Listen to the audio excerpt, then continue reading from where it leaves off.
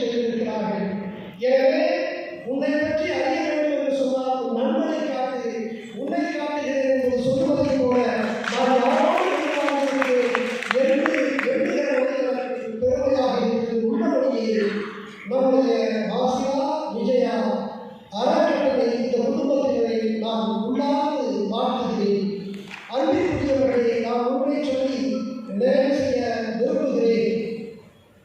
என்னை பொறுத்தவரைக்கும் இந்த ஜனநாயகத்தினுடைய தளங்களாக, இந்த ஜனநாயகத்தினுடைய தூண்களாக இங்கே இருக்கக்கூடியவர்கள், அது சட்டமன்றம், நாடாளுமன்றம், நீதித்துறை, ஊடகம், நிர்வாகம் என்று இருப்பதிலே யார் பெரியவர் என்ற போட்டியெல்லாம் பல நேரங்களிலே நடக்கும்.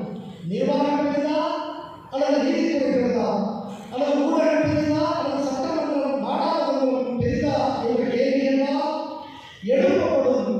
என்னை பொறுத்தவரைக்கும் சட்டமன்றம் பெரிதா, நீதித்துறை பெரிதா, நிர்வாகம் பெரிதா, ஊடகம் பெரிதா என்பது அல்ல. இங்கே பெரியவர்கள் இந்த நாட்டினுடைய கோடான எளிய மக்களால் இவர்கள் அத்தனை நான் கருதுகிறேன்.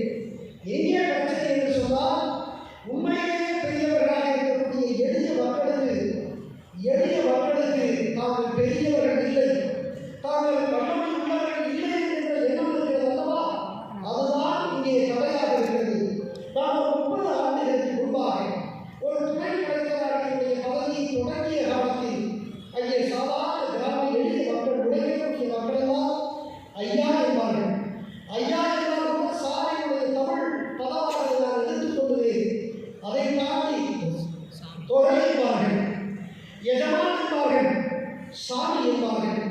உள்ளபடியே துறை, எஜமான், சாமி எல்லாமே மக்கள் தான் என்பதை அந்த மக்களே அறிவித்திருக்கிறவர்களே, நான் எதற்கு இந்த நேரத்தில் இவ்வளவு தீவிரத்தன்மையோடு இயங்கியிருக்கிறேன் என்று சொன்னால், நம்முடைய நாட்டில் இருக்கக்கூடிய கோடான எளிய மக்களினுடைய மேம்பாடுதான் ஒரு ஜனநாயகத்தினுடைய சிறப்பு அம்சமாக அமையும். நான் மதுரை மாவட்டத்தில் ஆட்சித்தலைவராக இருந்தேன் 2012. அப்பொழுது என்னிடத்திலே ஒரு மனு வருகிறது. அந்த மனுவை பார்த்த உடனே அங்கே அபாயம் இருக்கிறது என்று நான் புரிந்து கொண்டேன். அந்த அபாயம் வேறு ஒன்றும் இல்லை, கிரானைட் சுரங்கங்களிலே முறைகேடு முற்றாக நிறைந்திருக்கிறது என்று அங்கே குறிக்கப்பட்டிருக்கிறது. அதை ஆய்வு செய்ய வேண்டும் என்ற கோரிக்கை இருந்தது. எனக்கு தெரியும், என்னுடைய துணைவியாருக்கு தெரியும், அதை ஆய்வு செய்தால் என்ன ஆகும் என்று எனக்கு தெரியும். நிச்சயமாக தெரியும். நான் வேறுபடுத்தியே இருக்கக்கூடிய கிராமங்களிலே இந்த கிரானைட் சுரங்கங்களிலே நான் ஆய்வு செய்தால் 24 மணி நேரத்தில் எனக்கு என்ன நடக்கும் என்று எனக்கு தெரியும்.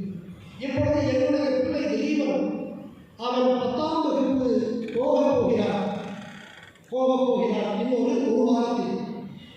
எனவே அவனுடைய கல்வி, 10ஆம் வகுப்பிலே அவனுடைய கல்வி என்பது எந்த குழந்தைக்கும் ஒரு முக்கியமான ஒரு நிலை. எனவே நான் எப்படி முடிவெடுக்க